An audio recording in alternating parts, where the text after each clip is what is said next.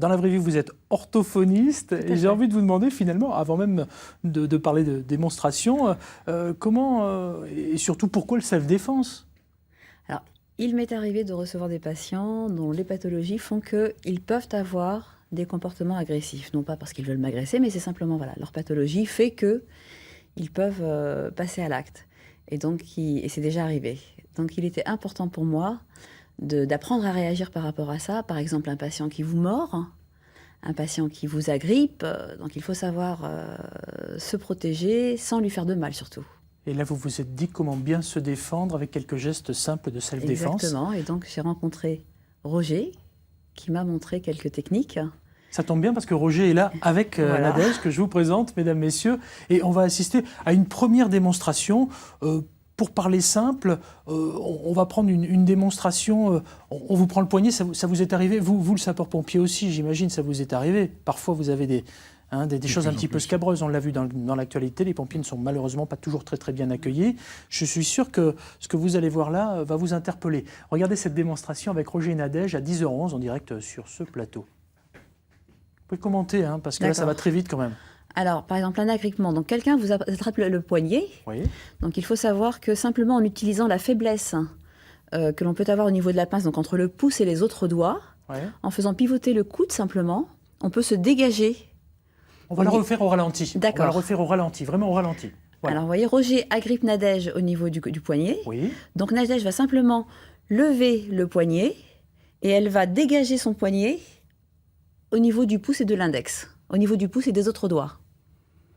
Ça paraît simple, voilà. On comme ça. Et ça ne nécessite aucune force, simplement une sorte de mécanique du corps. On la refait encore une fois. Allez, un gros plan là-dessus, s'il vous plaît, pour qu'on puisse bien voir. Voilà. Et ensuite, dès qu'elle s'est dégagée, automatiquement, elle se met en protection. Voilà, et elle se protège.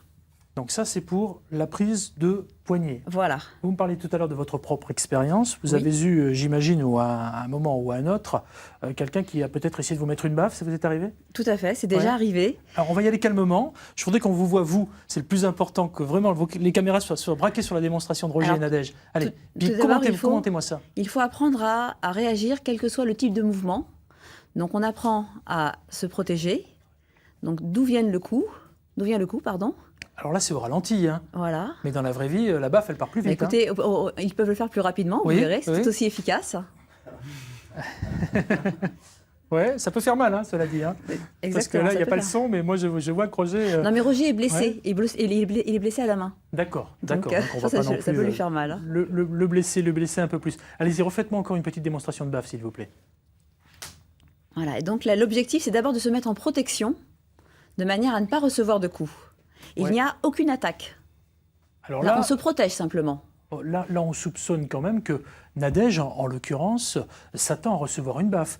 Il faut être très attentif parce que la baffe, elle peut partir comme ça d'un coup. Bien sûr, mais on apprend justement. L'objectif, c'est d'apprendre. Et donc, Roger nous apprend à des gestes de base, simplement lever le poignet, lever le coude, pardon, ensuite pivoter, de manière à pouvoir réagir, quelle que soit la direction. D'accord. Là, ça va beaucoup plus vite. Alors, il y a aussi, et ça, c'est pas du tout rigolo, ça peut se passer dans la vraie vie, se faire agresser notamment par derrière. Oui, effectivement, on peut venir vous agripper le cou. Et donc là, on a un sentiment de peur intense parce qu'on manque de souffle. Et là, très simplement... Alors, refaites au ralenti, allez-y. Voilà, là, vous voyez, il appuie sur sa trachée. Donc, elle peut perdre sa respiration. Donc, ce qu'elle fait, c'est qu'elle va simplement coincer l'avant-bras avec son menton.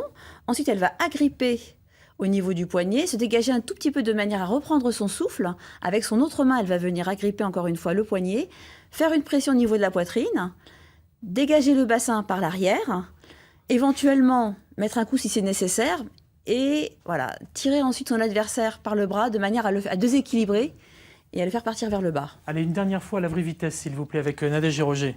Voilà, hop, elle se dégage. Et l'adversaire est déséquilibré. Et ensuite, donc, fuir, parce que souvent, la défense est la meilleure des fuites. D'accord, ok. On essaie de faire au maximum qu'il n'y ait pas de violence, en fait. On se dégage, on fuit, on se met en protection, on fuit, c'est nécessaire. Et au dernier moment uniquement, si vraiment on est coincé dans un coin dont on ne peut pas fuir, ou il faut protéger des personnes qui sont avec soi, à ce moment-là, on peut être amené à réagir de manière plus efficace, on va dire. Ça demande quand même un minimum d'entraînement, cette affaire-là. Alors ça demande de l'entraînement, bien sûr, comme tout est pratique, mais ça ne demande pas de conditions physiques particulières, ça ne demande pas de force particulière, c'est uniquement connaître la mécanique du corps.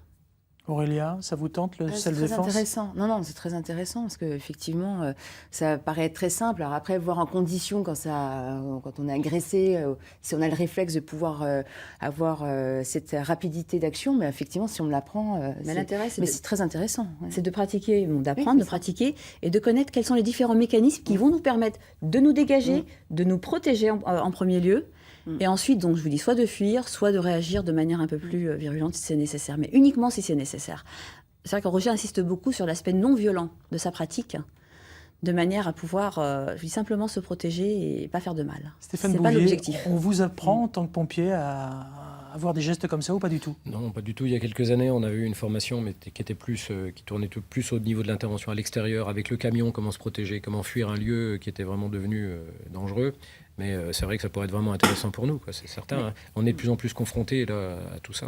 Alors justement, une spécialité de Roger, c'est que Roger est formateur auprès de professionnels qui reçoivent du public.